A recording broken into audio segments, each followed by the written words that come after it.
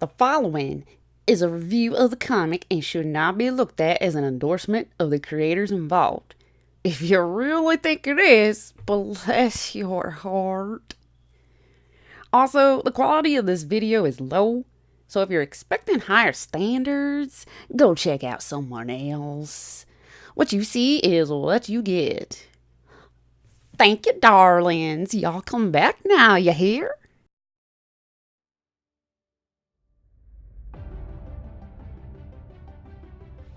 Hey guys, StarCraft here.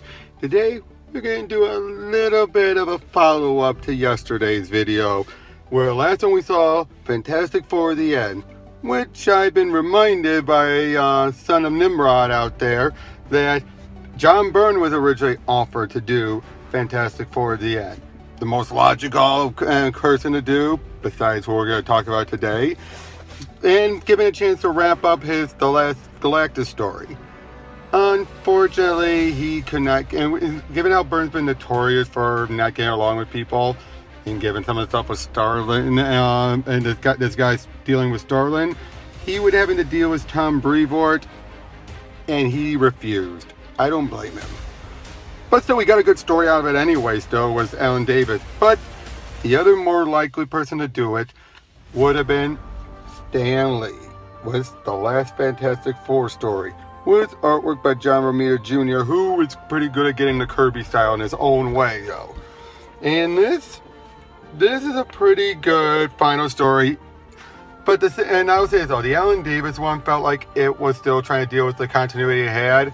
This Stan did his own continuity, basically, where you have Franklin but no Valeria. And it's set in his own little world where basically one could say this is if Stan was continued writing and it reached this point. Possibly.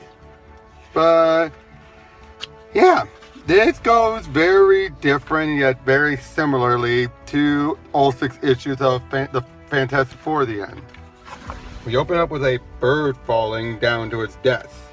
And we're seeing all this other action, war terrorists and everything. And the four are helping deal with it. Like I say, this is some of John Romita Jr.'s best artwork, in my opinion. He really got and nailed it. And this is where you had Scott Hanna as his inker.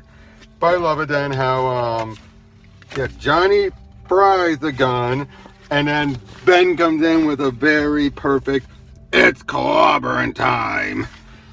And I love it.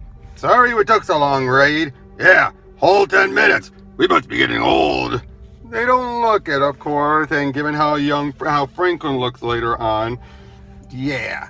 But yeah, we get a whole lot of just dialogue and some cringy reminders about how Stan wrote Susan worrying about her hair at some point. But it's still well written, in my opinion. It still shows that he's gotten it. Then we get one of the multiple renditions of the Watcher. I'm not a big fan of him when he's this King Wilson Fisk looking guy, but anyway, it works. But as always, if the Watcher is there, it's not going to be good. And it's not. First we see these, and the Cosmic Judges, or Tribunal, are discussing about Earth, feeling basically like they have crime, poverty, humanity, and they must be eliminated. But we are not without mercy. They deserve a warning.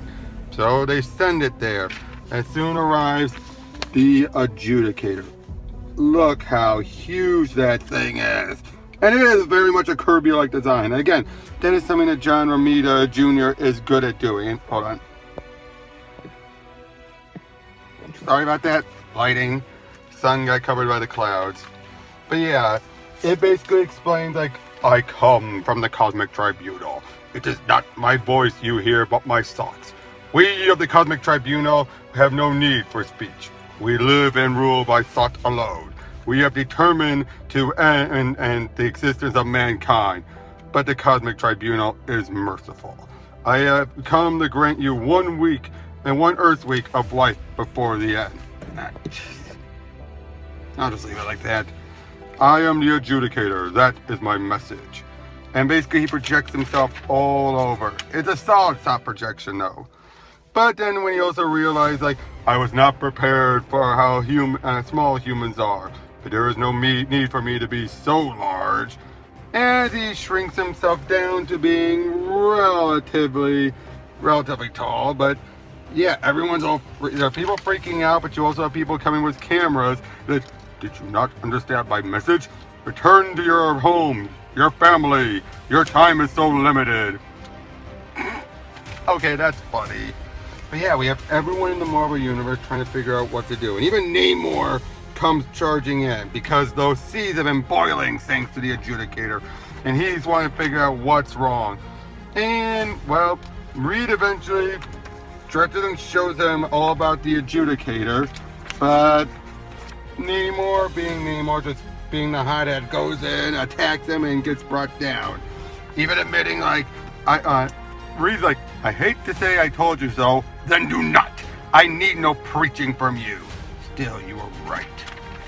And yeah, then Reed uses some whoozy what's it device to contact the Silver Surfer. And once again, the Silver Surfer is one of those characters that you know Stan was just meant to write.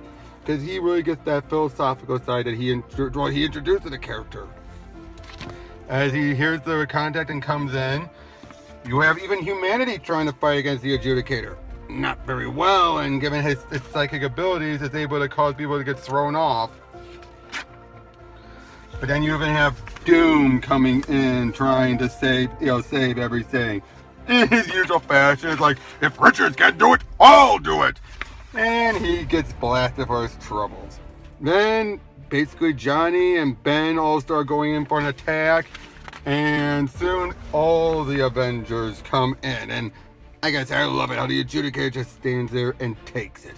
It is invulnerable because it is like the epitome of psychicness. But then the real true fate, in one of the mountains, you see Black Ball approach. And not only does he speak, he screams. He screams the loudest he's ever done, rocking the mountains. And it still did nothing. I love that.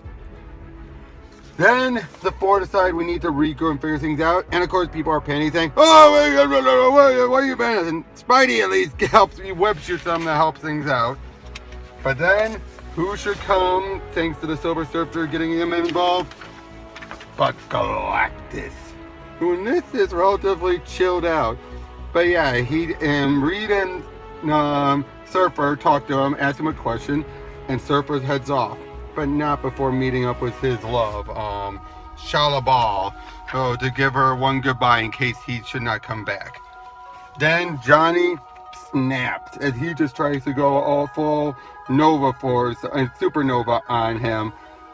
Huge Flash does nothing, and that's because he realized he doesn't have anyone to go whose arms to go into. Ben has Alicia, Reed and Sue have each other. The Surfer has Shalabal. But he's wasted his time playing in the field. Near the end, he's realized, I got nothing. But then, all of a sudden, the Adjudicator regrows to full size and disappears. It turns out that Reed sent the Surfer well across, they claim other universes, I think they mean galaxies, until they find a species, the Decimators. A species of barbaric, mindless creatures. And since they're mindless, the Tribunal cannot do anything against them. But because it's clear they're going to be doomed, and this was just to make a point to get them to spare Earth, Reed and the others, with Galactus' help, go to the planet Tribunal and fight off the Decimators, saving them all. And it's great to see even Galactus blasting them all. Let the carnage now cease! After it's all said and done, the Tribunal realizes you saved us twice. First from the Decimators, and second for making a great mistake. From destroying a race that possesses such great compassion. Well, it's a good thing they didn't check on Earth nowadays. But then, everyone is upon him. They're getting all kinds of awards, even Doom applauds. Although he's thinking, but I'll still find a way to crush him someday. And the four feel like that's the best they're ever going to do. And basically, even Reed says, like, but people have short memories. One day, it'll be, what have you done for us lately? Which is true. So they decide, well, best to just go out on top. So they pack up everything. Ben has Alicia. and they head out to the moon to retire there. And that's it. We get a whole bunch of the plots from everything and notes from Brevoort. Some good suggestions from him, I will give him that. And yeah, that's the story. Nice, short, sweet, and just well done in its own way. It's typical Stan Lee, very dated dialogue, but what are you gonna do? It's still a very good story. It's a good way of setting it up that fits up with how Stan and Jack had handled before. And does it fit, again, does it fit with modern continuity? No, not really. But for what it was, this feels like what would be a natural final thing. Not some grand final battle, but just some going out into the great yonder after doing their biggest feat that they probably could never top. So, yeah. I mean, obviously, and you could have it be one day someone could bring them back if they wanted, but if this was how Stan felt the final story should go, really, it does fit fine for the first family. And its own little self-containedness, obviously. Man, the artwork by John Romita Jr. is, like I said, some of the best he's done. You could definitely tell he put his all into this.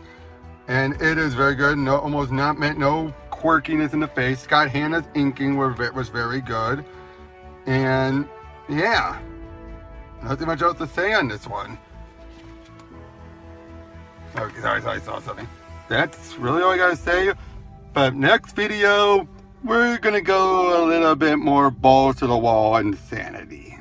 Yep, I already know what I'm gonna do tomorrow. And it's one of the more interesting reimaginings of a character. The Punisher in space! See you guys then.